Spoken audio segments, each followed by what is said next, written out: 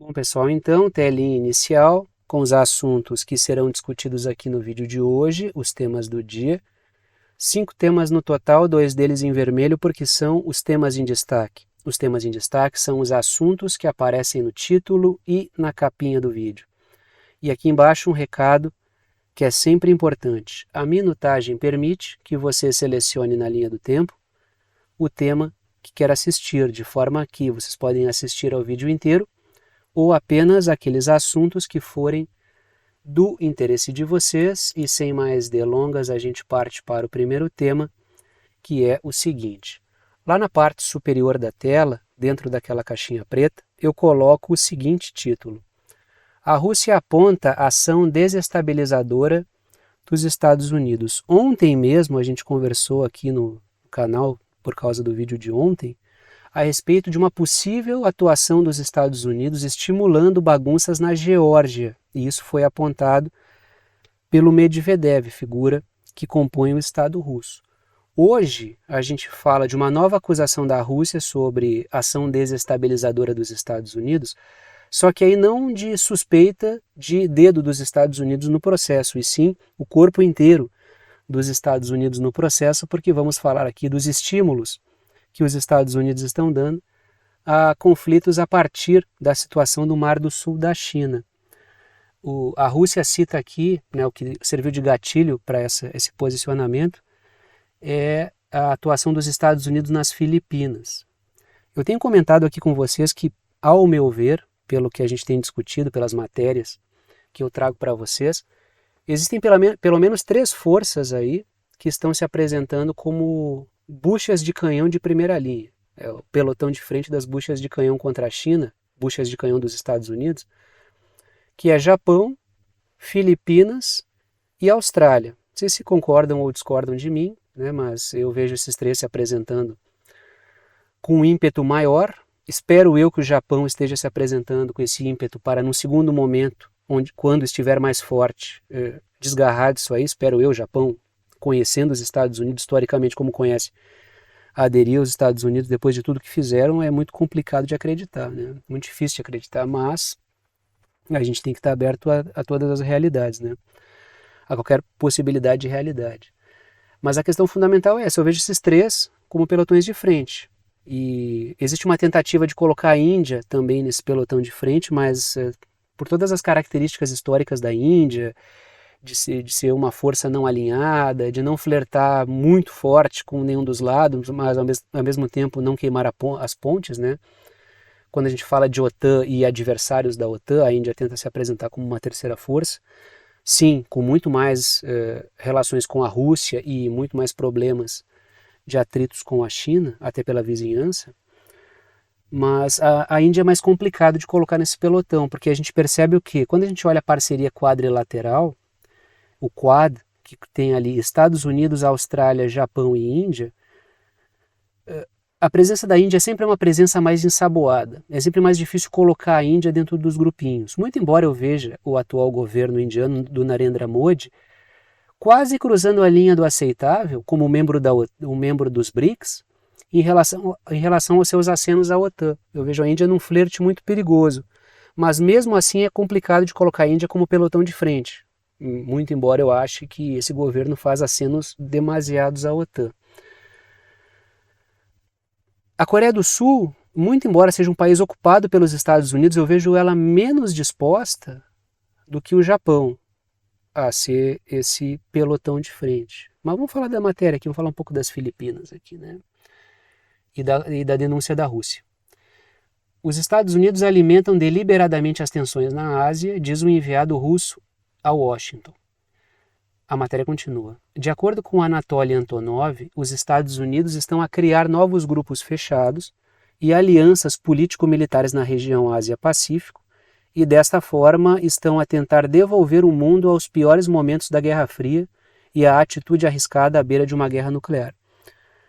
Uma coisa que é importante, sempre que a gente fala em matéria sobre a posição de países do Sudeste Asiático, isso me veio à cabeça agora, quando eles fazem falas de conjunto, o que a gente enxerga ali naquelas falas de conjunto, né, quando existem encontros de países do Sudeste Asiático? não tentem nos colocar na posição de optar entre nós ou eles, que é essa coisa da Guerra Fria que os Estados Unidos fazem. Eu não quero estar automaticamente ao lado da China, mas eu também não quero estar automaticamente ao lado dos Estados Unidos. A gente quer olhar para a situação e extrair das relações e parcerias aquilo que é útil para o país. Esse tipo de comportamento, de busca dos seus próprios interesses, é algo que, digamos assim, e a possibilidade de fazer isso, logicamente, essa série de forças que aparecem não querendo estar alinhadas automaticamente e criando condições para que não precise fazer isso é algo típico do cenário multipolar, que a gente ainda está compreendendo, é um processo ainda em emergência, mas é algo bastante característico do período que a gente vive. Os Estados Unidos tentam criar esse cenário de pânico para conseguir requentar um panorama de Guerra Fria para não permitir a emergência desse cenário multipolar. E é justamente isso que a Rússia está acusando aqui, de que essa situação do nós ou eles é muito complicada. E se for seguir a opinião, conforme pesquisas que foram feitas no Sudeste Asiático, por exemplo, estou citando o Sudeste Asiático, eu já trouxe algumas matérias sobre isso, inclusive pesquisas. A população desses países prefere, numa situação de nós ou eles, apoiar a China. Os Estados Unidos não têm credibilidade ali. Muito embora, claro, exista um receio sobre o crescimento da China e a China nas proximidades como um risco por causa do seu crescimento e poder econômico, mas os Estados Unidos têm uma péssima imagem. Então, na situação do nós ou eles, é possível que os Estados Unidos tenham problemas. Já o Japão é visto como mais confiável, né? Apesar de todos os pesares históricos, né? O Japão ele é visto como mais confiável, até por isso os Estados Unidos utilizam o Japão como ferramenta, né? Como um intermediário, dá uma procuração para o Japão tramar aquele cenário ali. Eu espero honestamente que o Japão consiga galgar posições de força maior e se desgarre do processo, né? Não seja apenas uma bucha de canhão dos Estados Unidos. Eu, né, espero que seja assim. Se for o contrário, vai ser bem frustrante, né? Aí eu pintei as Filipinas de amarelo e a China de laranja no mapa. Trago 2 pontos, começo pelas letras vermelhas. A Rússia denuncia a instalação de um lançador de mísseis dos Estados Unidos nas Filipinas. Então, isso para a Rússia, coloco ali nas letras azuis, a Rússia diz que são armas desestabilizadoras, já que visam intimidar adversários. Só que a questão aqui é, os Estados Unidos tentam requentar um cenário de Guerra Fria em outro momento, num momento completamente diferente. A tentativa de replicar aquele risco de guerra nuclear, aquela tensão no limite do possível, em um novo cenário pode ser catastrófico. Por quê? Porque tu está tentando recriar um certo cenário de tensão com dados históricos anteriores, e quando vai se jogar no limite aquilo ali, todas as variáveis já mudaram. Então pode ser que a tentativa de jogar no limite da tensão de uma guerra nuclear possa descambar para uma guerra nuclear. É isso que a Rússia está colocando.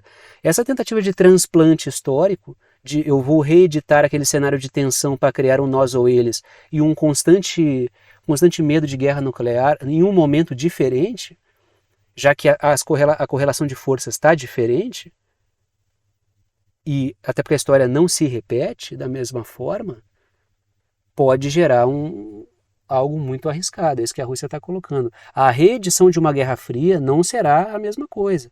Não tem como puxar. Aquele momento era completamente diferente. Um mundo que saía de uma guerra, e justamente por isso muito mais, digamos assim, prudente. Aquele fato novo do armamento nuclear como um medo constante. Um mundo, num primeiro momento, em reconstrução, a Europa pelo menos em reconstrução. Os países do sul global estavam em outro momento de força. O que a Rússia está colocando é tentar reeditar aquilo ali num cenário diferente, pode dar muito errado. Jogar no limite da guerra nuclear pode fazer com que o limite, né, já descambe direto para uma guerra nuclear. E a Rússia pode falar sobre isso, porque a Rússia tem muito armamento nuclear. letras azuis. A Rússia acusa os Estados Unidos de estarem incitando a tensão entre os países da Ásia e que visam um equilíbrio à beira de um conflito nuclear. Isso seria o quê? Seria um nós ou eles, uma constante tensão nuclear e um cenário completamente diferente e desconhecido. É muita imprudência agir dessa forma. Jogar o mundo para esse tipo de situação é algo muito imprudente. Por quê? Porque isso pode arrastar para uma situação completamente inesperada, incontrolável, mas é assim que os Estados Unidos procedem porque veem que a sua hegemonia já se desfez. Na impossibilidade de aceitar um novo cenário onde mais agentes tenham força, mais países tenham força, mais, inclusive, sobretudo, países do sul global, têm mais presença, os Estados Unidos eles querem gerar um caos até o limite para tentar manter a sua hegemonia. Não vão ceder à possibilidade de um cenário novo no qual vários agentes globais têm poder. É aquela coisa, ou tudo ou nada. Ou eu tenho hegemonia, ou o mundo vai viver um caos completo. É essa a cartada dos Estados Unidos. O problema é que isso afeta todo mundo, né? Letras vermelhas. Os Estados Unidos estão enviando equipamentos para a região. Para a região, lá para o Indo-Pacífico ou Ásia-Pacífico. Cada um utiliza uma certa expressão, né? Quando a gente vê russos e chineses falando sobre isso, usa essa expressão mais Ásia-Pacífico. Quando a gente vê a OTAN falando sobre isso, chama de Indo-Pacífico, até porque os Estados Unidos têm um comando militar do Indo-Pacífico, é o Indo-PACOM.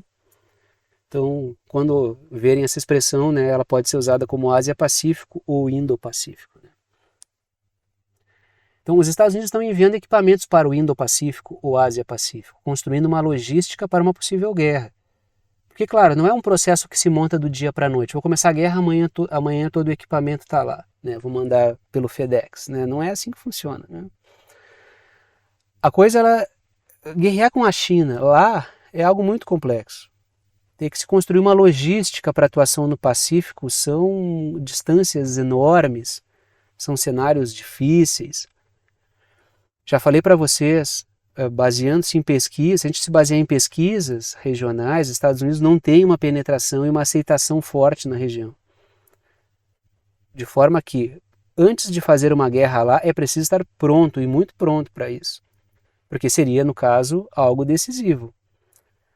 Por isso que os Estados Unidos vão montando essa logística, mas essa montagem de logística, a Rússia aponta, é que gera essa ação desestabilizadora. Porque não vão aceitar o crescimento da China. A China está crescendo e, naturalmente, a China está superando os Estados Unidos. Aí, para evitar isso, é preciso mudar todas as regras do jogo, porque no jogo do jeito que está, a China está avançando. O que os Estados Unidos fazem? Eles vão bagunçar todo o jogo, vão mudar todas as regras para tentar se manter como hegemonia. Só que isso é muito perigoso, porque já não existe mais um controle das variáveis. Vamos continuar nessa questão de bagunçar, né? Eu estava assistindo TV, ali de noite, né? Um pouco antes de dormir, e estava vendo o noticiário. E me chamou a atenção que a mídia corporativa, ela estava abordando esse tema com um certo tom assim leve, com uma leveza, com imagens do Star Wars. E isso é muito grave, isso aqui. Porque é interessante essa construção, né, da forma das pessoas pensarem que a mídia promove, né, essa distorção da forma das pessoas pensarem. Se a gente for, quando a mídia vai falar sobre China e Rússia e os projetos espaciais, a coisa é dado quase um tom assim de risco global. China e Rússia querem destruir o mundo, querem dominar o espaço sideral. Uma coisa meio, né, para ficar nessa aqui, seria uma coisa meio Darth Vader. Agora, quando são os Estados Unidos promovendo projetos muito perigosos, é um tom assim de cinema, olha só, o futuro chegou, um tom leve para uma coisa pesada, um projeto extremamente nocivo. Trago aqui a seguinte matéria, que no geral o que eu percebi, assim, lendo as variadas mídias, esse vínculo, né, com o filme Star Wars foi usado constantemente para dar um tom mais leve para algo que é muito grave. Star Wars real. Trago a seguinte matéria.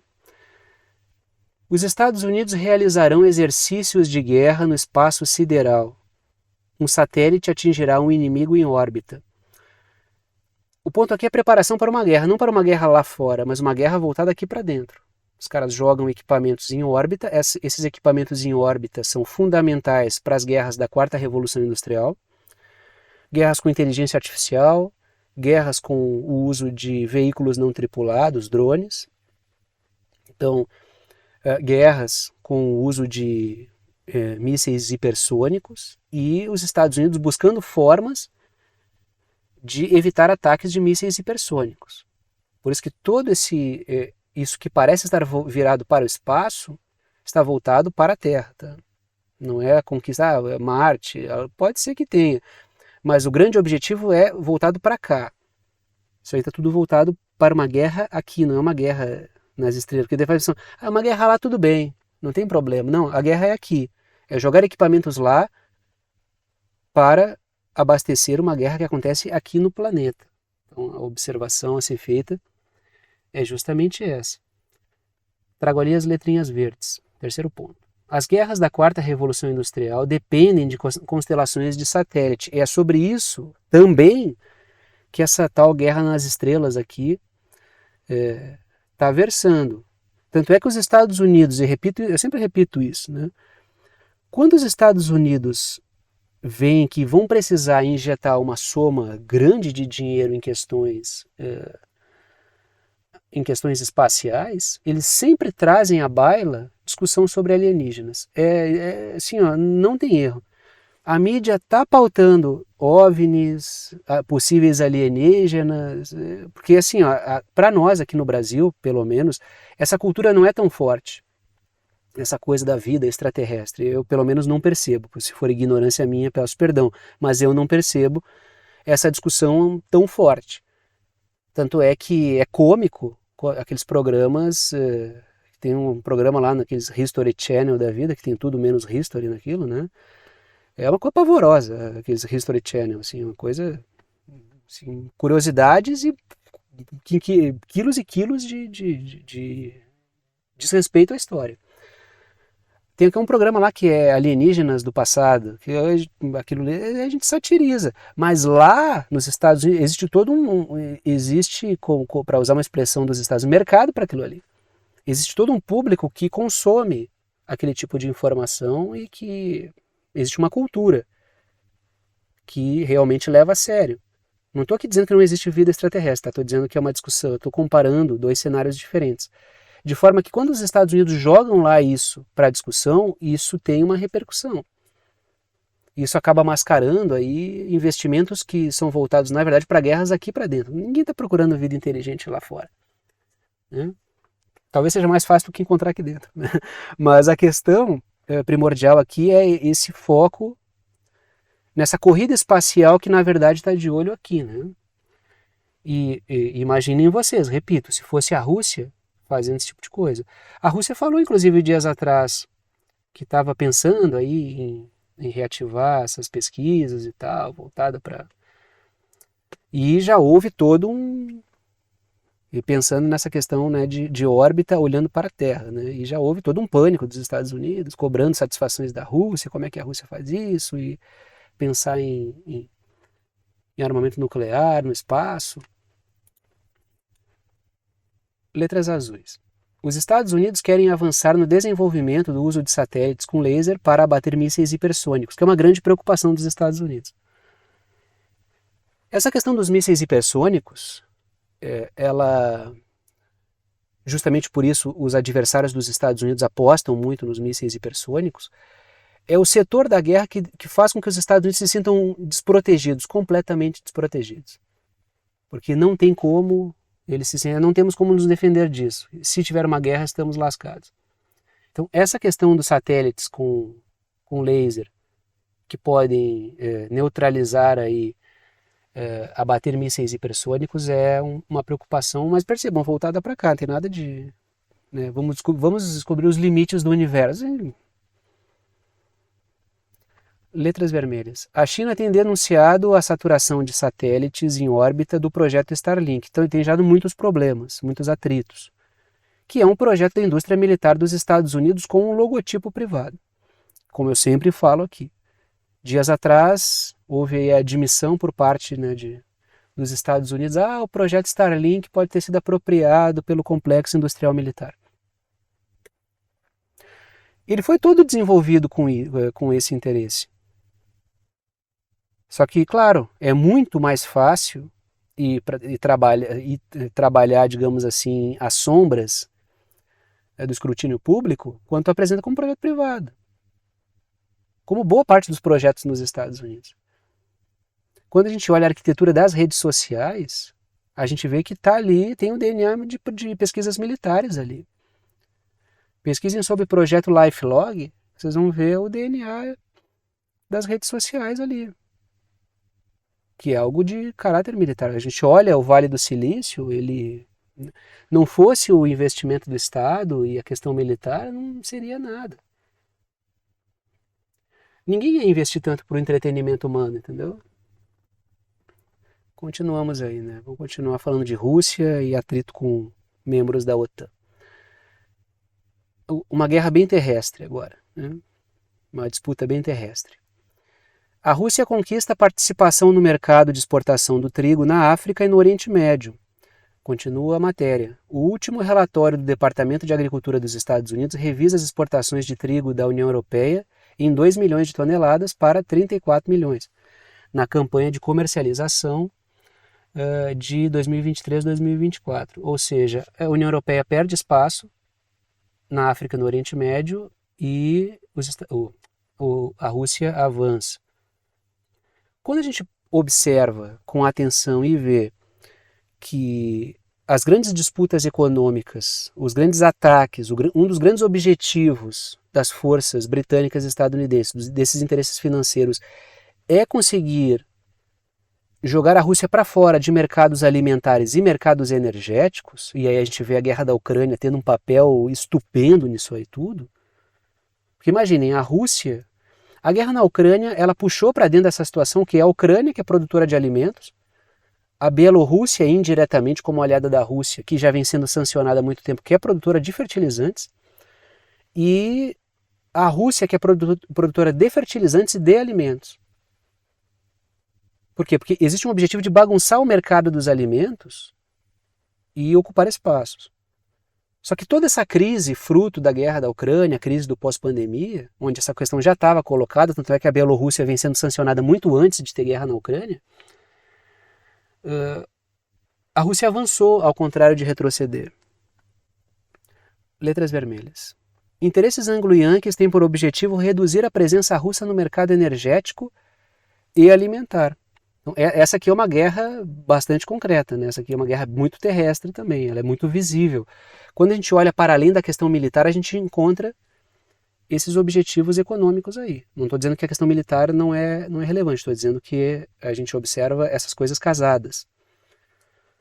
Letras azuis. Um dos grandes responsáveis pela mudança foi a Argélia, que está diversificando as suas importações para depender menos da União Europeia, e a Rússia ganhou espaço, sobretudo aí, né? Continuamos, né? Já que estamos falando de União Europeia, o Borrell, ele repete o que os Estados Unidos disseram para o Zelensky, né? O Borrell, ele é o Relações Exteriores da União Europeia. Ele diz que a proteção do espaço aéreo israelense e ucraniano não pode ser comparada. Ele vai dizer a mesma coisa que o John Kirby, da Casa Branca, disse. Uma coisa é uma coisa, outra coisa é outra coisa. Israel não é Ucrânia, Ucrânia não é Israel, não dá para comparar. Ou seja, ele ficou muito didático isso aí, né? Letras vermelhas. A dedicada proteção da OTAN a Israel, naquele episódio da resposta iraniana, deixou tudo muito didático. Israel é vital, não é membro da OTAN, tanto quanto a Ucrânia também não é. Israel é um aliado extra-OTAN. Só que Israel faz parte do núcleo duro das nossas preocupações. A Ucrânia é apenas uma peça para tentar desestabilizar a Rússia. Faremos guerra por Israel. Pela Ucrânia, nunca faremos guerra. É o que o Borrell está colocando aí. Não dá para comparar. não vamos entrar em guerra com a Rússia pela Ucrânia. A Ucrânia que faça a guerra por nós. Então ficou muito claro, né? Letras verdes. O Borrell disse que o ataque iraniano sobrevoou bases dos Estados Unidos, do Reino Unido e da França que se encontram na região. E isso justifica, tem uma motivação legal que autoriza a OTAN a botar os seus equipamentos no ar e no mar para abater o ataque do Irã contra Israel. Agora, isso não acontece no caso da Ucrânia, segundo o Borrell. Ele coloca motivações legais, sim, mas a questão é, o fundo não é esse. Os Estados Unidos disseram que jamais vão misturar as duas coisas, que elas não são comparáveis. Foi o que o John Kirby falou e é o que o Borrell da União Europeia está falando também. Agora vamos falar de Israel. Pô, essa primeira parte deu um belo giro pelo planeta, né? Foi o mundo inteiro e até fora do mundo nesse primeiro momento aqui, né? Bem extenso assim os assuntos, foi na Ásia, foi no espaço, né? Falamos dos Estados Unidos, da Europa, da África. Agora vamos falar de Israel, porque Israel recebeu um duro golpe do Hezbollah. Trago aqui a seguinte matéria do The New York Times.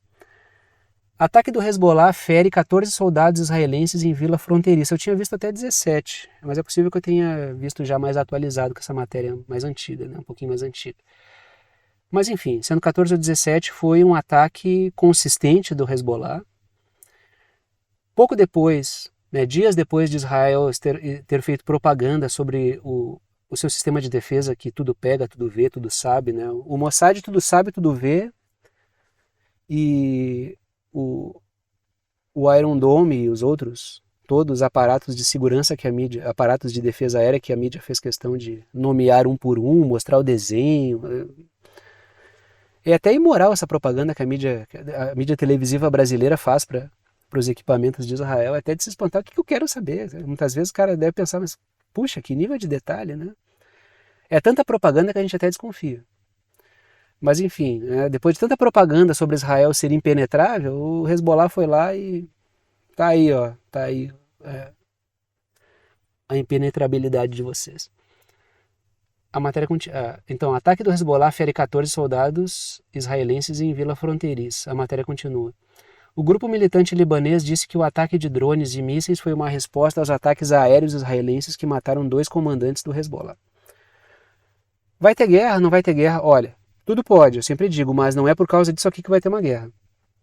Não é isso aqui que vai gerar. Isso pode ser uma gota que transbordou um copo, mas eu vou te dizer que o copo não está totalmente cheio ainda. Acho que isso aqui está dentro do jogo habitual. Pode ter guerra? Pode. Mas isso aqui não é diferente de muitas outras coisas que já aconteceram entre Israel e o Líbano. Não é uma situação que não é um ponto fora da curva. Líbano pintado de amarelo, Israel pintado de laranja no mapa. Letras vermelhas. O episódio ocorre dias depois de Israel gabar-se da sua blindagem. E eu coloco ali, sem a OTAN fica difícil, né? Uma coisa é com a OTAN defendendo. Outra coisa é só ali, né? No mano a mano, né? Tanto é que os Estados Unidos querem, dentro do possível, evitar esse confronto direto, porque o Hezbollah é outra coisa, né? Não é como enfrentar o Hamas. É totalmente diferente. Letras azuis. O episódio está dentro da troca habitual de ataques fronteiriços entre Israel e Líbano, tá? Só para frisar, o Hamas, grupo palestino, o Hezbollah, grupo libanês, tá? Até peço desculpa se eu sair falando sem rememorar isso aí. Então, assim, está dentro do habitual. Tem basicamente nenhuma novidade. Não é assim, meu Deus, tudo mudou por causa disso. Não, está dentro do jogo, né? Israel ataca, o Líbano, o Hezbollah responde, e daí Israel manda de novo. Está dentro desse jogo, né, de troca de hostilidades. Letras azuis. Israel já disse que aproveitaria qualquer trégua em Gaza para se dedicar ao Líbano, até porque o Líbano, o Hezbollah vem preocupando bastante, porque o objetivo do Hezbollah é dividir a atenção de Israel com a faixa de Gaza. Então Israel está numa guerra de guerrilha em Gaza e no massacre, lógico, né, um massacre dos civis e numa guerra de guerrilha com o Hamas, só que tem o Hezbollah todo o tempo dividindo a atenção, e é o que o Hezbollah quer fazer mesmo. Então Israel quer uma folguinha para conseguir se dedicar ao Hezbollah, mas né, o mundo não para só porque Israel quer uma trégua para atacar o Hezbollah. Só que ao mesmo tempo, se topar essa trégua, fazer uma trégua agora, vai contra setores que dão base ao governo do Netanyahu. Né? E aí, se essa base extremista sionista abandona o governo Netanyahu, porque o extremismo sionista quer a continuidade do assassinato de palestinos, se esses caras saem, o governo Netanyahu afunda. E aí, né, não sabemos o futuro, né, o Netanyahu já não sabe mais sobre o seu futuro, né, porque provavelmente não vai ser muito bom. Né. Inclusive, Israel aventou a possibilidade de ocupar parte do Líbano.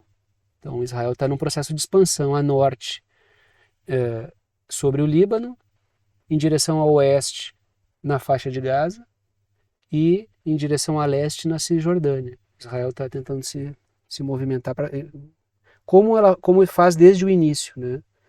Então, o que a gente está assistindo aí é mais uma etapa da expansão colonialista de Israel, que vai abocanhando territórios. Se vocês pegarem a história de Israel desde o início e todas as guerras e bagunças que Israel faz desde que surgiu, ele vai expandindo como Estado, engolindo territórios de maneira criminosa, sempre auxiliado pelas armas da OTAN, muito embora não seja um membro. Né? Letras vermelhas. Uma guerra com o Hezbollah faria Israel sofrer danos enormes. Os Estados Unidos teriam que intervir diretamente. Ou seja, uma coisa é o Hamas, outra coisa completamente diferente é o Hezbollah. Não é só assim, ó, só vou ver prédio, construção e infraestrutura do outro sendo destruídas. A população israelense tem que estar pronta para ver os seus prédios caírem, a sua infraestrutura ser atingida, o seu cotidiano ser completamente abalado por uma guerra com o Hezbollah, porque é uma força completamente diferente. Se Israel está tendo problema para vencer uma guerra de guerrilha contra o Hamas, com todo o apoio que está tendo, o Hezbollah é outra questão. Continuamos aí, né, na região. Matéria do The Guardian. Israel tomando a decisão de agir após ataque ao Irã, diz o Cameron, que é o secretário de Relações Exteriores do Reino Unido. Né? Em visita a Jerusalém. Teve lá uma romaria de aliados de Israel que foram até Israel para conversar com o governo de Israel e a resposta foi que não vamos abrir mão de atacar o Irã. A despeito dos aliados não quererem isso agora, porque o momento não está muito fácil. Né? O secretário de Relações Exteriores do Reino Unido é provavelmente o primeiro político não israelense a admitir que a represália militar é inevitável, mas insta Israel a não escalar. E uma observação sobre o Cameron, né? Ele é uma figura muito mais destacada no governo britânico do que o Rishi Sunak. Vocês perceberam como ele aparece muito mais do que o Rishi Sunak. Não é só porque a gente está falando aqui de temas internacionais e ele é o cara das relações exteriores, mas porque ele já foi primeiro-ministro e ele é uma figura política de muito maior presença que o Cameron. Eu percebo assim que ele está remodelando o procedimento do governo a partir da sua atuação, né? Não estou elogiando o Cameron aqui, estou dizendo que ele é uma figura de maior presença política. Né? Letras verdes. Israel tem sido pressionado a não atacar Rafah nem o Irã porque a OTAN vive um momento difícil para apoiar. Primeiro que Israel vai desgastar ainda mais sua imagem. Vai ser um aprofundamento do massacre de civis palestinos, um ataque a Rafah. Se atacar o Irã, vai ter resposta. E aí a OTAN não está no momento fácil. Essa romaria de figuras aliadas de Israel indo lá pedir para não atacar o Irã ou atacar Rafah, tem nada a ver com humanitarismo. Tem a ver com, cara, se liga, a gente está numa situação difícil, isso aí o caldo pode entornar. E a população de Israel, foram feitas pesquisas, 2/3 da população de Israel, né, dos entrevistados, disseram que são contra Israel fazer manobras contra, seja lá que manobra for, nesse caso de resposta ao Irã, se isso custar a perda de apoio dos aliados. Sinal de que a população de Israel está com muito medo da resposta. Não é porque prezem pela paz, é por causa do medo de ficar desprotegido no meio de um cenário hostil, né? Hostilidade que Israel plantou, claro, né? Letras azuis. Estaria Israel negociando com os aliados ao trocar um ataque ao Irã por um ataque a Rafah? Porque pode ser essa negociação. Até alguém comentou ontem, achei interessante o comentário, né? Que Israel pode estar negociando. Será que eu troco? Olha, eu não ataco o Irã, mas eu vou atacar Rafah. Aí a gente faz uma troca e isso soa como humanitário. Olha, eu deixei vocês escolherem aí. Ou irá Israel atacar o Irã para encobrir o massacre de Rafah? Vamos ver, né? Vamos ter oportunidade de ver isso aí.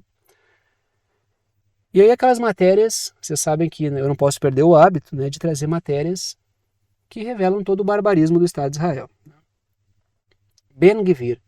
Se a mídia corporativa mostrasse aqui, a TV, no horário da janta, o Ben-Gvir falando todos os dias para a população brasileira, eu tenho certeza que a população brasileira mudaria a sua opinião sobre Israel.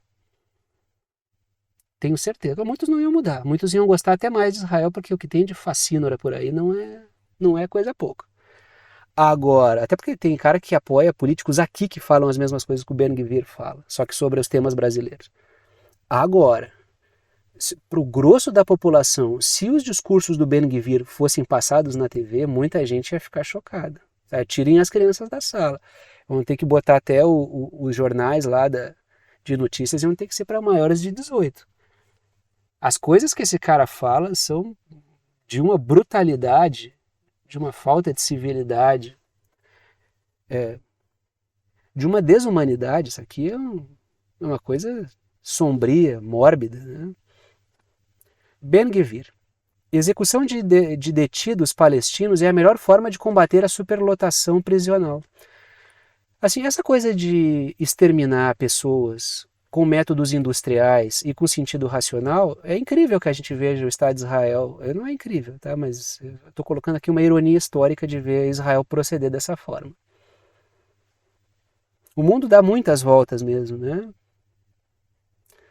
Letras vermelhas. Lembrando que Israel está tratando os civis palestinos como terroristas para legitimar as suas ações. Logo, eles vão dizimar palestinos e dizer que todos são terroristas. Eu já falei para vocês aqui, Israel delimita uma zona de ataque. Todo mundo que morrer naquela zona de ataque é porque é considerado terrorista. Isso é um estratagema para matar esse civil e considerar terrorista. Parece que é aquele filme Tropa de Elite, que começa a jogar corpo de um lado para o outro para ficar como responsabilidade de um outro departamento, entendeu? Letras verdes. O extremismo sionista não disfarça os assassinatos e a invasão de território palestino como faz o sionismo liberal. Né? Que a gente vê assim, ó, é extremista ou é liberal, nesse caso aí, né? É o sionismo liberal ou o sionismo extremista, eles se alternam muitas vezes. Né? Não sei, esse pessoal de agora do extremista é bem radical mesmo. Né? Agora, tem uma alternância, mas a gente percebe que o processo de expansão do Estado de Israel e sobre territórios palestinos, esse processo colonialista, ele é contínuo. Só que uns abrem mais os seus interesses espúrios, enquanto os outros são mais... eles ficam floreando mais isso, né? Fazem um discurso humanitário, democrático, civilizado. Mas a expansão é contínua. É o sionismo, né? É um projeto que vai patrolando o palestino mesmo. É um projeto expansionista.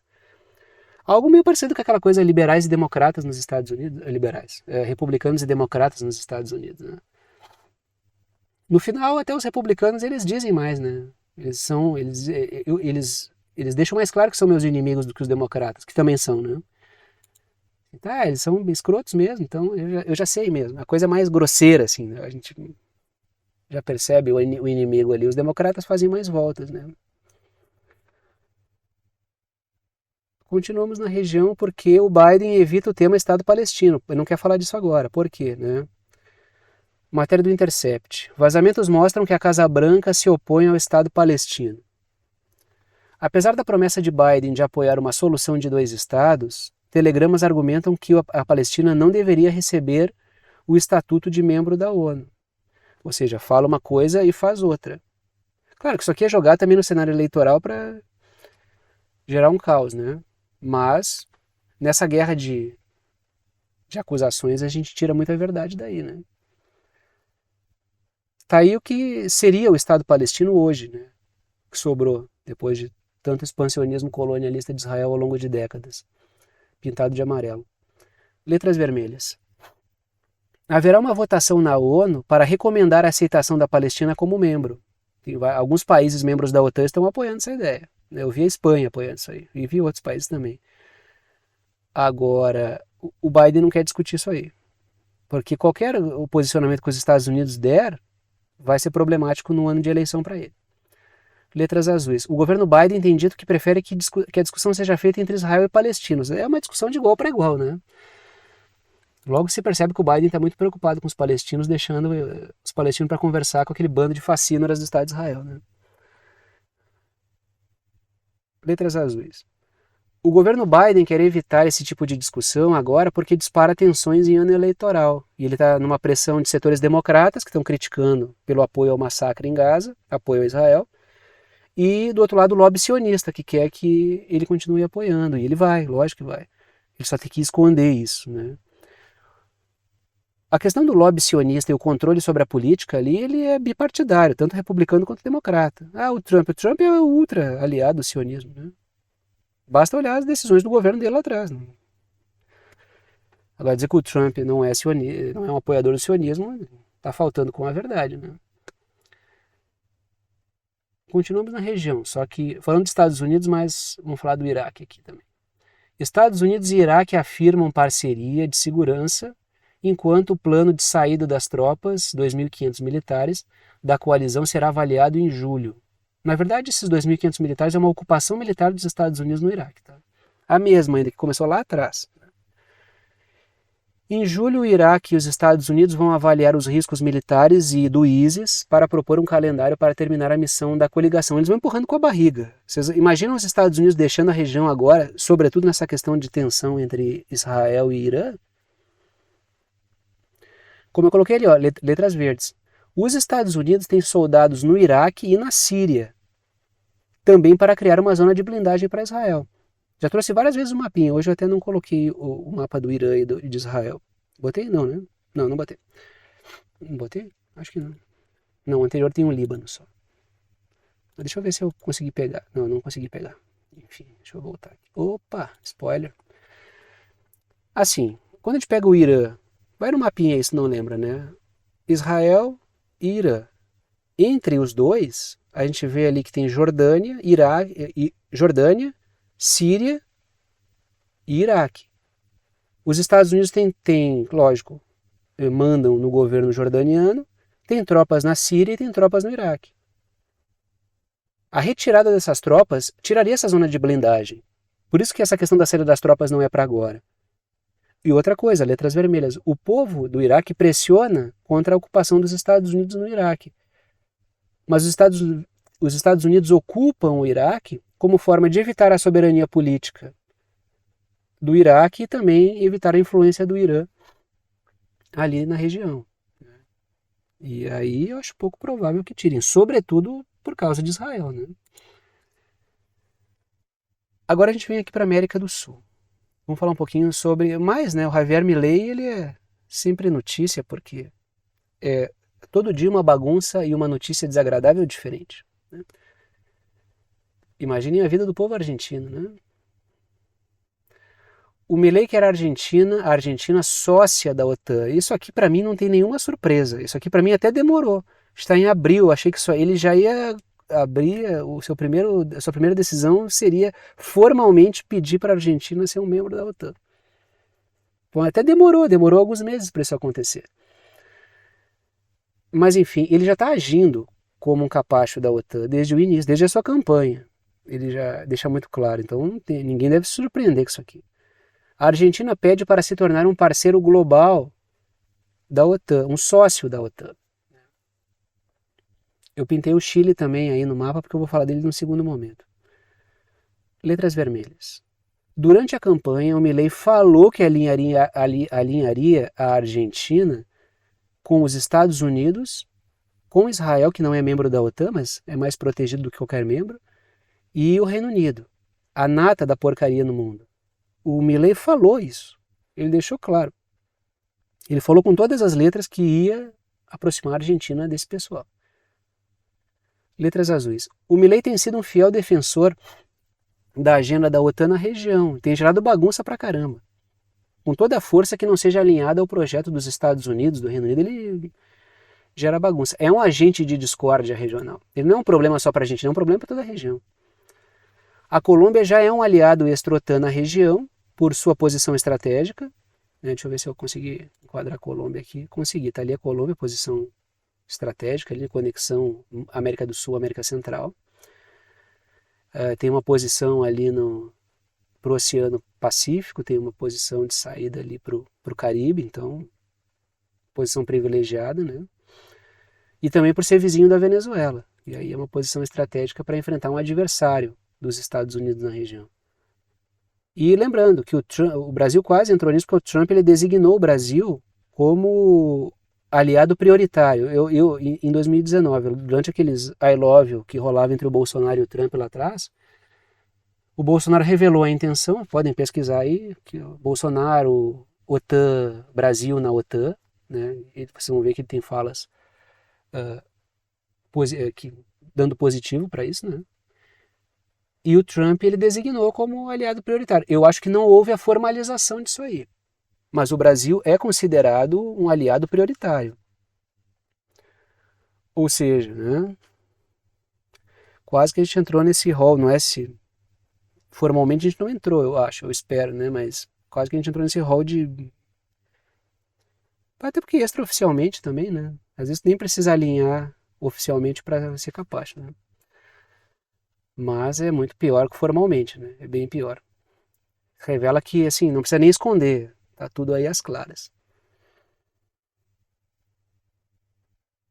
Agora eu vou atualizar uma situação que eu trouxe para vocês recentemente aqui. O Gabriel Boric, presidente do Chile, ele aceita as desculpas da Argentina após declarações da ministra da Segurança sobre suposta presença do Hezbollah no Chile. Então, assim, dias antes, a Bullrich, a Patrícia Bullrich, que é ministra da Segurança do Milei, ela acusou o Chile de ter a presença de combatentes do Hezbollah. Assim como acusou a Bolívia de ter presença de combatentes iranianos. Aí agora, ela disse, não tem, me enganei. Isso foi de uma leviandade, uma figura, sabe, pública, que tem um cargo de Estado. O desrespeito com o cidadão, ele é cada vez maior, né? A falta de decência no fazer político, ela é uma coisa horrenda. Como é que uma figura fala uma coisa dessas assim? Sobre outro país, gera um enorme problema diplomático. A gente sabe que isso não é um erro, e sabe que isso aí não é por acaso, e sabe que ela não se enganou. É para gerar bagunça por dados motivos. Um deles é já ser um agente da OTAN aqui. O governo Milei levantou acusações contra o Chile e contra a Bolívia. Contra a Bolívia eu não vi tirando e pedindo desculpa ainda, né? Dias atrás. E lembremos, o Milei se encontrou com o Elon Musk, e tanto a Bolívia quanto o Chile têm reservas de lítio. Então convém, né, ficar de olho. E letras verdes. Bullrich pode estar, a ministra, né, pode ter sido teleguiada por Israel, já que o Boric ele critica o massacre em Gaza. Mas não por, assim, acho que não por convicção, mas porque existe, se eu não me engano, né, eu já falei sobre isso, né, o Chile tem uma enorme comunidade palestina, né? Na região é a maior comunidade palestina que tem, né? Uma das maiores comunidades palestinas fora do território palestino, Cisjordânia e faixa de Gaza. E isso leva ele a ter uma certa conduta, né? Porque isso aí vai desagradar uma parte enorme de palestinos que vivem no Chile. Mas isso aí, logicamente, pode ter sido teleguiada, né? Não, vai lá dar uma pedrada no Boric só para ele se ligar que não pode ficar contra Israel. E a gente sabe muito bem que o governo Milei é capaz de Israel. Né? Agora a gente vai para o continente africano, porque os Estados Unidos insistem em manter tropas no Níger. Trago matéria do Washington Post. Mídia corporativa que é para os algoritmos, né? Desafiar a ordem de saída do Níger, porque o Níger quer que as tropas dos Estados Unidos saiam, deixa as tropas dos Estados Unidos vulneráveis, diz um denunciante. A matéria continua. Os estadunidenses destacados estão no limbo, incapazes de fazer o seu trabalho ou voltar para casa enquanto o Departamento de Estado busca estender a presença militar, afirma a denúncia. Aí eu pintei o Níger de laranja e Burkina Faso de amarelo, porque eu vou falar de Burkina Faso daqui a pouco já na sequência. Letras vermelhas. O denunciante afirma que 1.100 militares foram deixados no país, no Níger, onde tem uma base de drones. Ou seja, os caras estão lá colocados como peças, numa incerteza enorme, e o denunciante coloca até que faltando provisões, tem gente que toma remédio que não está tomando, em condições complicadas. E num território hostil, porque o Níger não quer mais presença de tropas lá. Letras azuis. Os Estados Unidos esperam melhora nas relações entre o Níger e os Estados Unidos, né? E os militares seguem no país como meras peças posicionadas. Fiquem aí porque a gente tem base aí. Em total insegurança. Letras azuis. Após depor o governo civil fantoche da França, o governo militar do Níger já expulsou os soldados franceses do país. Ou seja, não é assim, ó, eles só estão ameaçando, eles não fazem. Olha, não é bem assim. E o Níger já rompeu o acordo com os Estados Unidos, acordos militares. Pode ser que os caras estejam pagando para ver, ou, olha só, ou pode ser que eles vão deixar esses caras lá para serem escorraçados, alguns mortos, para ter um ensejo para gerar uma crise com o governo do Níger. Então, não nos espantemos, que a gente sabe muito bem que os Estados Unidos fazem coisas do arco da velha aí, né? Até porque o Níger está estreitando relações com a Rússia. E com o Irã também. Letras não, né? Mais uma matéria agora, já estamos na região, falar de Burkina Faso. Burkina Faso expulsa 3 diplomatas franceses por atividades subversivas. Essa região está com um movimento interessante, né? Expulsando a França. A França está sofrendo um revés gigante aí, né? Níger, Burkina Faso, Mali, e só cresce. Letras vermelhas. Burkina Faso saiu de acordos militares e econômicos com a França e expulsou militares franceses também, né? Letras verdes. O país também encerrou, também é um governo militar, né? O país também encerrou a atuação de empresas de notícias da França no país, para acabar com esse bombardeio aí, né? Então, esses levantes militares que aconteceram na região, muitos dos quais tiveram até apoio e treinamento dos Estados Unidos, deveriam fazer com que, e o Níger foi assim, deveriam fazer com que esses países se voltassem para o lado dos Estados Unidos. Era para ser uma puxada de tapete dos Estados Unidos na França, só que os caras foram treinados, fizeram um movimento, puxaram o tapete da França na região, só que daí os Estados Unidos não conseguiram capitalizar em cima. O Japão podia fazer isso, né? É isso que eu espero que o Japão faça. Será que eu vou viver para ver isso? Pô, eu gostaria de ver, saber, né? Se por acaso eu não ver isso, né, e eu não estiver nesse planeta, por favor, pense em mim quando isso acontecer. Você, puxa vida, o Thiago gostaria de ver esse tipo de coisa. Eu não estou dizendo que eu não tenho doença nenhuma, tá? Nem que eu vou morrer, só tô dizendo que eu gostaria de ver isso, sabe? Essa puxada de tapete do Japão, gostaria que fosse mesmo, assim. Então, se eu não estiver mais aqui, ou a gente não se conversar mais por algum motivo qualquer, vocês não se vê, quando acontecer, lembrem, assim, porque eu estou feliz em algum lugar, né? Pensando sobre isso, né? Espero que o Japão não seja bucha de canhão, não quero acreditar que ele vai ser, né? Olha ali para a África, Japão. Te espelha, né? Então tá, momento final do vídeo, momento de passar o chapéu, pedir o apoio financeiro para aqueles que gostam, podem e querem apoiar o canal. Para aqueles que veem que o canal é importante para a formação da sua compreensão sobre temas internacionais e geopolíticos. Sempre comento com vocês que apenas os anúncios, propagandas que aparecem durante o vídeo não garantem a existência do canal. O que garante a existência do canal, o que mantém esse trabalho funcionando efetivamente, é o apoio dado por alguns de vocês apoio financeiro, apoio pelo qual eu sou extremamente grato pela confiança no trabalho. Estão aí as 3 formas de apoio, não estão em ordem de importância, todas as 3 são bem-vindas. Coloco 3 formas de apoio para que vocês optem por uma delas, aquela que for mais prática para vocês. Em cada uma delas, seja lá que forma vocês escolherem dessas 3 aí, optem por uma delas. Ah, Tiago, quero ajudar de 2 formas diferentes. Posso? Pô, claro, fico mais grato ainda, mas eu coloco 3 para tu optar por aquela que for mais prática. Mas em qualquer uma delas, vocês ajudam com o valor que vocês quiserem, uma ajuda solidária. Ajuda quem pode, ajuda quem quer e ajuda com quanto quiser, tá? E o conteúdo fica aberto para todo mundo, é uma ajuda solidária mesmo, né? Ah, eu acho que é importante, gosto do teu trabalho, acho que vale a pena apoiar, fico muito grato, tá?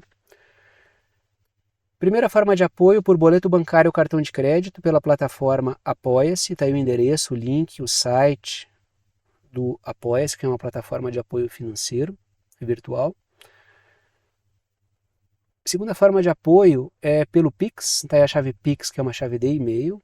Tem gente que usa o número do celular, o número do CPF, o número do CNPJ. Como chave Pix, eu uso um e-mail. Se vocês digitarem, escreverem lá na chave Pix, pixverdadeconcreta@gmail.com, vai aparecer o meu nome, que é Thiago, e vocês podem fazer a doação no valor que vocês quiserem. Tá? Terceira forma de apoio é pelo botão Seja Membro. O botão fica embaixo do vídeo, ajuda aqui pelo YouTube, tem várias faixas de valor, vocês escolhem aquela que tiver dentro da faixa que vocês quiserem, né? E eu coloco ali do 8 ao 80, né? Para ficar vários valores diferentes, ali do menor ao maior, né? Para quem quiser apoiar. Repito, as 3 formas são bem-vindas e repito também, agradeço aos que apoiam pela confiança no trabalho. Vou parando por aqui e tchau para vocês.